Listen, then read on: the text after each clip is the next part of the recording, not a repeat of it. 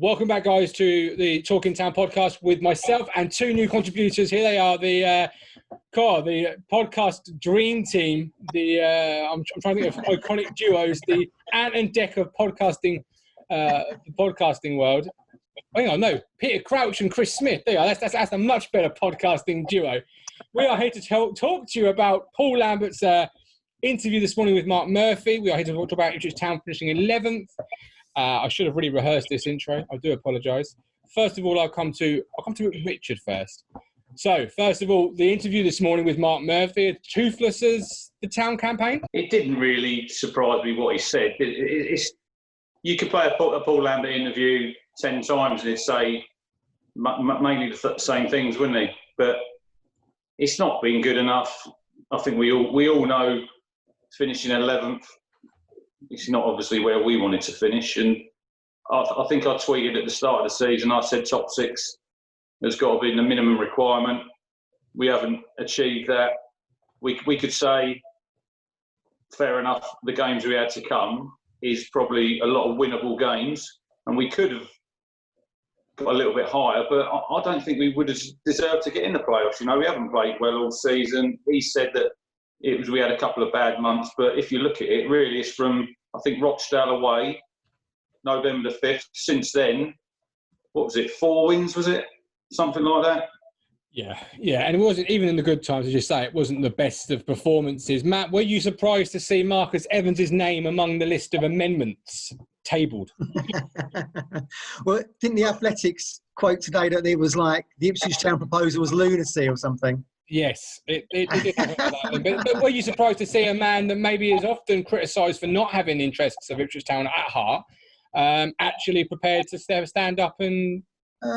Well, for Marcus, it comes down to money, doesn't it? He's lost a lot of money at Ipswich, and that's the same reason why Darren McAntony was throwing his hat in the ring on Peterborough and their ideas of what they wanted to do. It comes down to money, really, at the end of the day, doesn't it? It does. And there's such a departure, isn't there, from League One to the Championship, just in terms of TV deals, sponsorship, attendances. So it's a money game for Evans, really. I mean, it's easy to have a go at Evans. I can see why people would.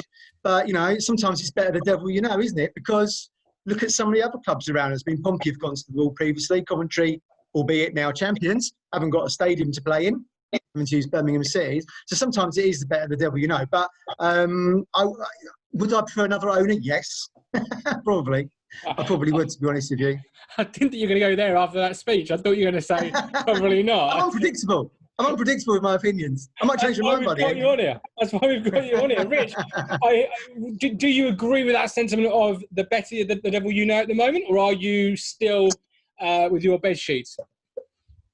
No bed sheets. Yeah, look, I can see what people are saying. We're lucky to have Marcus, you know, but listen, we're Ipswich Town, and since he's been here 11 years, it's been decline, isn't it? There's been nothing to be positive about. And we were talking before Martin ever come on here. Would there be any confidence? I don't think Paul Lambert's going to go anywhere. You know, I think he's going to stay. He's lucky. I think he's a very lucky man. But would you have any confidence in the owner picking the right manager the next time? Because he's not got a great record, has he, when it comes to picking managers? He's not a football person. He needs, and I agree with you, he needs a director of football. I listened to your podcast last night. He needs a director of football, and he needs to go away from the club. Yeah. You know, let somebody run it. George Burley, I heard. Joe Royal, someone like him. I don't know if is he at Wigan? He's a director at Wigan alongside his son. So that, as I was saying to but someone in that sort of mould, I'd definitely accept that. I wouldn't agree with you when you said Lambert would go upstairs. Not for me. Well, I was looking, you know, primarily the job for me upstairs is a short-term one initially, and it's one to get fans on side and identify credible transfer targets. So for me, it's got to be somebody that not only fans can get on board with, or he can pull fans in. And Paul Lambert can do that. He has done that throughout his time here. But equally, you've got to be able to find a player. Now, Vincent Young is a hell of a player. Which is why Burley was mentioned, because he can find players, he can set up networks, and we need to start getting into this modern way of the manager is so dispensable because the machine just keeps running. Look at Watford. The machine just keeps running and running and running, regardless of who's in charge or what's going on in there. The recruitment and everything just keeps spinning. I think we're still living in a very old mentality of one man, all of it. Do you not feel, Matt? Well, well, it's funny you should come to that because I think Lee O'Neill, I feel sorry for him a little bit, really. I think he's probably a square peg in a round hole because he's an academy manager, really. I mean, 10 years ago, bloody hell, he was a teacher at a school in Stowmarket, right? So if you look at our friends up the road at Norwich, we've got Stuart Webber. I mean, if you look at his resume over the last 10 years, director of recruitment at Liverpool, head of scouting at QPR, head of scouting at Wolves. I mean, they're chalk and cheese, really. I mean, I think me and Rich and you, mine, could probably have scouted Kane Vincent Young from Colchester. They 12 miles down the road. Paul Hurst had him and didn't rate him. Yeah, well, I mean, yes, that's true. Well, less said about that, the better, maybe.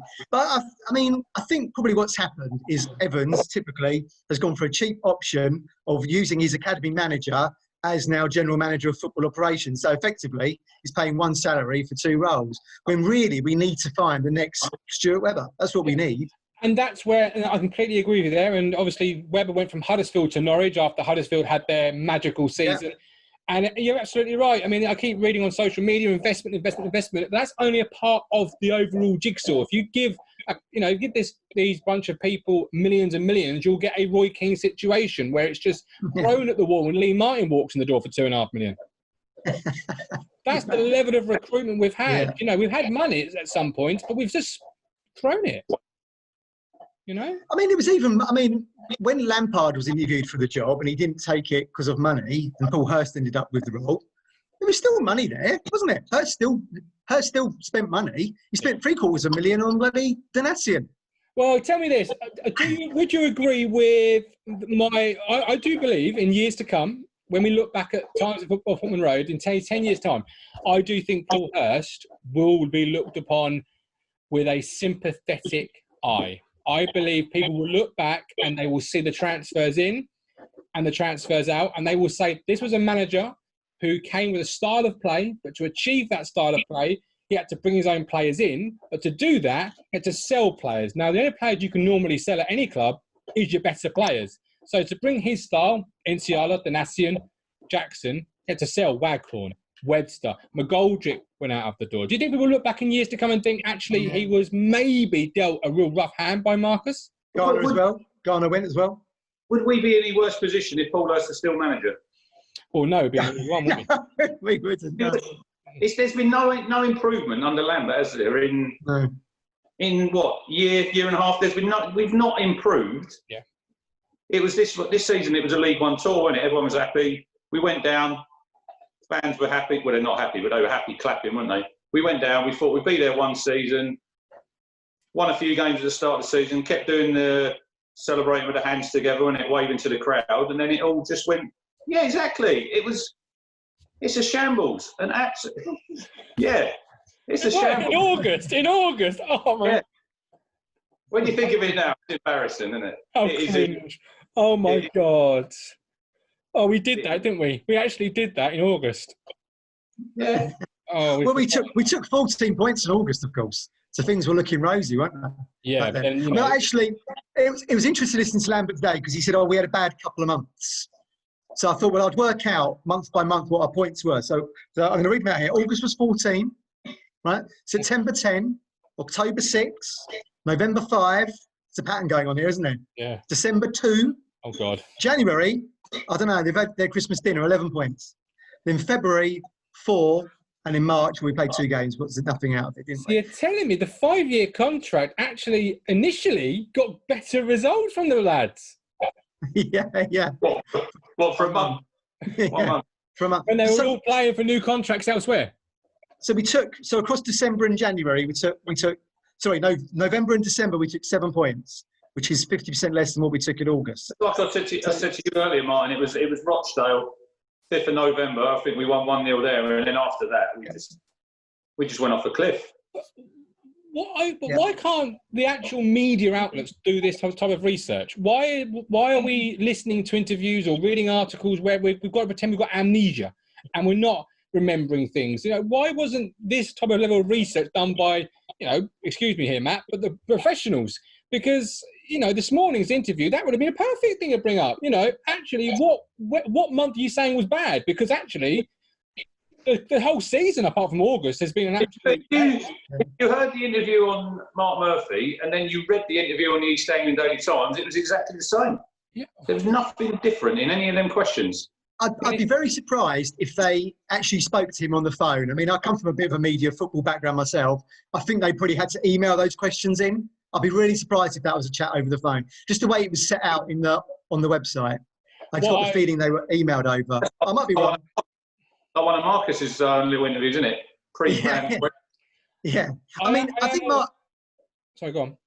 I think Mark did really well with his questions this morning because he was trying to sort of prompt a response from Lambert, wasn't he? The worst finish in 67 years. But I think there's two Paul Lamberts, to be honest with you. There's the one that talks about Ipswich Town, where he's like getting blood out of the stone. Really difficult, comes across as a bit dour, doesn't really give you any room, which is why Brenner, I think, I've known Brendan for a number of years. I think that's why he really struggles to get good answers from him on BBC Suffolk.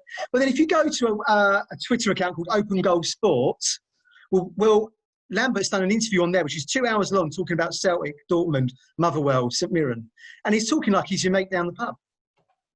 So I think that is probably the true reflection of Paul Lambert. I mean, check it out on Twitter. Open Goal Sport does a 2-hour interview on there. It's quite recent. I think it went live over the weekend or something. You're telling me he's available for interviews? This is interesting.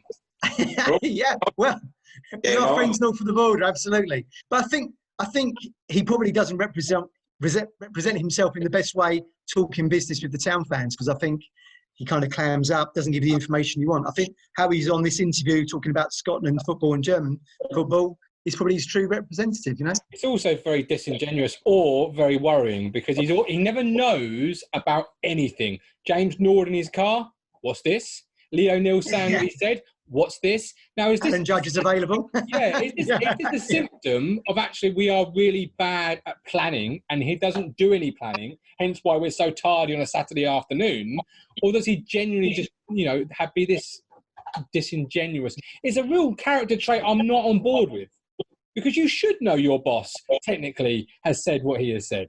I'm sure Lambert is how he is on that other podcast, you know, Monday to Friday. But the representative we see of him on a Saturday is obviously completely different. But I do think he is. I mean, I want him to do. I've been pro Lambert most of the time. Even when he was appointed, I remember thinking, must be weird. Norwich manager coming in, never happened before. But I was still pro Lambert because if Lambert's doing well, Ipswich Town are doing well. So I think everyone's supportive of him. But going back to what Rich said, of course, you know, we've gone from top to 11th. It's like a trapdoor opened and down we went. And it's just, and I think you could maybe like say okay in the Championship, but in the third tier, it's a bit too much for me, that, I think. Yeah, no, I completely agree with you. But there we go. So we'll leave our town thoughts there and hopefully come back to you over the summer with what's going on at Portman Road and hopefully start to see some sort of resemblance of a plan or anything in place. But thanks for joining us at home and catch us all on Twitter. Our handles are on the screens. But yeah, speak to you all very, very soon.